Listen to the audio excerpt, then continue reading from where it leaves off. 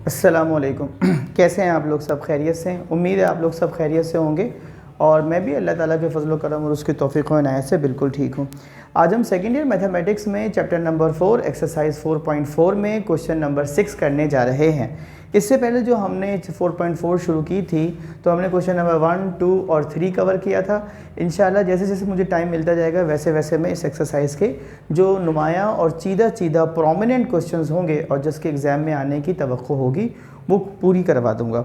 इसके अलावा आपको ये भी बताना था जो सिमिलर क्वेश्चन होते हैं यानी एक ही पैटर्न पर होने वाले होते हैं, जैसे क्वेश्चन नंबर 3 के 6 पार्ट्स हैं तो अगर हमने 2 करा दिए 3 करवा दिए तो सारे पार्ट्स कराना मुमकिन नहीं होता। तो कुछ पार्ट्स की आप लोग प्रैक्टिस आप लोग खुद भी कर सकते हैं, ठीक है। पैटर्न वही रहता है, अलबत्ता जो वैल्यूज़ हैं वो चेंज हो जाती हैं और हर सवाल के अंदर छोटी छोटी कुछ मामूली सी तब्दीलियाँ होती हैं, लेकिन बंदे की अगर बेस स्ट्रॉन्ग हो और उसने बुनियादी चीज़ें पढ़ रखी हों तो बुनियाद पर चलती है 4.4 और दीगर मैथ के एक्सरसाइजेस। आज का जो सवाल है वो 2 फार्मूलाज पर बेस करता है जो फिज़िक्स के फार्मूलाज हैं, और वो क्या है आपने छोटी क्लासों से 9, 10 से पढ़ते हुए आ रहे हैं, अब तो फिज़िक्स 9 में भी आ गई है। स्पीड की डेफिनेशन क्या होती है? डिस्टेंस डिवाइडेड बाय टाइम, है ना। आपने पढ़ा था फिजिक्स में the rate of change of displacement is called speed, और लिखते कैसे थे? S/T। अब चूंकि हम मैथ की लैंग्वेज में बात कर रहे हैं तो हम बोलते हैं डिस्टेंस का derivative with respect to time. Rate है ना, रेट का मतलब क्या होता है? किसी भी चीज़ को टाइम से डिवाइड कर देना। तो अगर आप डिस्टेंस को टाइम से डिवाइड कर देंगे तो जाहिर सी बात है जो भी आपके पास रिजल्टेंट आएगा उसको हम बोलते हैं स्पीड या रफ्तार, उर्दू में कहते हैं रफ्तार। तो अगर हम डिस्टेंस को with respect to time differentiate कर लें तो वो कहलाता है स्पीड। इसका फार्मूला होता है S/T फिजिक्स में, और मैथ की लैंग्वेज में हो जाता है ds/dt, ठीक है। और अगर मैं देखो इसी फार्मूले को दोबारा डिफ्रेंशिएट करूंगा स्पीड को विद रिस्पेक्ट टू टाइम तो ये बन जाएगा एक्सेलरेशन, ठीक है। क्या बन जाएगा ये? एक्सेलरेशन।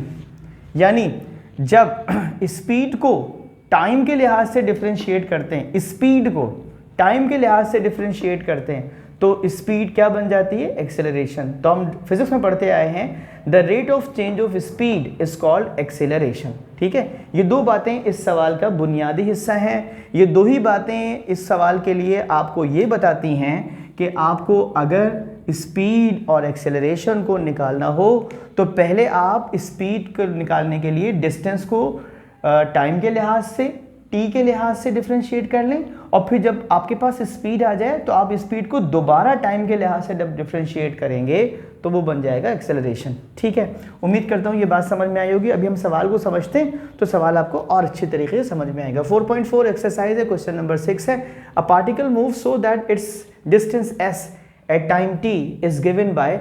एक पार्टिकल है जो कि एक डिस्टेंस कवर करता है s, उसके लिए टाइम लेता है t, तो इसके लिए इक्वेशन वो यूज़ करते हैं s = ut + ½ at², ठीक है।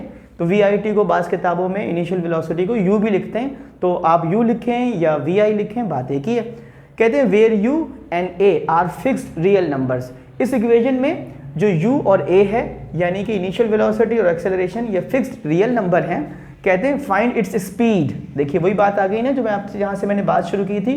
वो कहते हैं आप इसकी स्पीड बताइए and the magnitude of its acceleration at time t, और मैग्नीट्यूड बताइएगा एक्सेलरेशन का टाइम के लिहाज से यानी एट टाइम t रखते हुए। सोल्यूशन की हेडिंग डाली, क्वेश्चन में जो इक्वेशन गिवन थी s = ut + ½ at² वो लिख दिया, और मैंने सबसे पहले क्या लिखा है बेटे?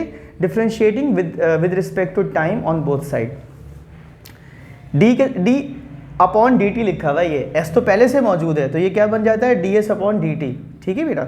और यहाँ पर क्या आ जाएगा इस तरफ d/dt। इस पूरी इक्वेशन को हम ब्रैकेट में कर लेते हैं। चूंकि u हमारा कांस्टेंट है और t के लिहाज से ही डिफ्रेंशिएट हो रहा है तो क्या हो जाएगा? ये 1। u को जब 1 से मल्टीप्लाई करूंगा तो ये u ही हो जाएगा। अब ये लिखा हुआ है बेटे हाफ यानी कि /2। पावर को नीचे उतारा मैंने तो पावर नीचे उतर गई, और इस 2 में से जब मैंने 1 माइनस किया तो ये बन गया 2। a अपनी जगह पर मौजूद है, t² की जगह पर आ गया 2। यहाँ पर ये 2 से 2 जो है कैंसिल हो जाएगा, u 1 से मल्टीप्लाई होने के बाद सिर्फ u बन जाएगा, और आपके पास इक्वेशन नंबर 1 आ जाती है ds/dt = u + at। इसको मैंने इक्वेशन नंबर 1 का नाम दे दिया। इक्वेशन को नाम हमेशा हम उस वक्त देते हैं जब हमें कभी किसी भी इक्वेशन को एड्रेस करना हो, उसका हवाला देना हो, उसका रेफरेंस देना हो, आगे जाके उसको इस्तेमाल करना हो।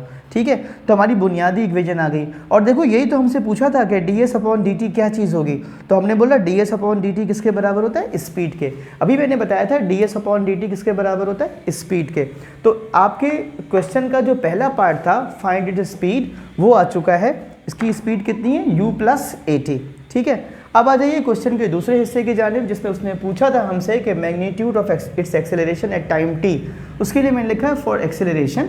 हम इस इक्वेशन नंबर 1 को टाइम के लिहाज से यानी t के लिहाज से एक बार फिर डिफ्रेंशिएट करते हैं। तो आपको पता है स्पीड को जब टाइम के लिहाज से डिफ्रेंशिएट करें तो rate of change of speed कहलाता है, और rate of change of speed कहलाता है एक्सेलरेशन, जिसको हम बोलते हैं ds/dt का स्क्वायर। ठीक है, देखो ये हमारे पास इक्वेशन नंबर 1 आ गई। सही है भाई, ये वही इक्वेशन है जिसका हमने नाम लिखा था अभी, इक्वेशन नंबर 1।